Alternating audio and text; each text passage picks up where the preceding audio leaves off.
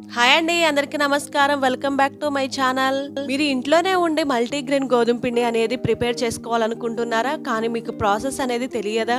కొంచెం ఓపిక చేసుకున్నారంటే ఈ మల్టీగ్రెయిన్ గోధుమ పిండి అనేది ఎన్ని నెలలు ఉన్నా కానీ పాడవకుండా ఉంటుంది. అసలు ఈ మల్టీగ్రెయిన్ గోధుమ పిండికి ఎలాంటి తృణధాన్యాలు వాడతారంటే రాగులు, జొన్నలు, సొజ్జలు, మొక్కజొన్న, సోయా బీన్స్, ఇంకా శనగలు, గోధుమలు అనే వాటిని వాడతారు. ఇప్పుడు చెప్పుకున్న ఈ తృణధాన్యాల్లో ఎన్ని ఆరోగ్య ప్రయోజనాలు ఉన్నాయో ప్రత్యేకంగా చెప్పాల్సిన అవసరమే లేదు. ఈ గోధుమ పిండిని ఉపయోగించి చపాతీలైన, పుల్కాలైన, పూరీలైనా గానీ పొంగుతూ చాలా రుచిగా చేసుకోవచ్చు. ఈ ప్రాసెస్ లో గనక మీరు ఒకసారి గోధుమ పిండి తయారు చేసి పెట్టుకున్నారంటే సంవత్సరమైనా కానీ ఈ పిండి పాడవకుండా రుచిగా ఉంటుంది.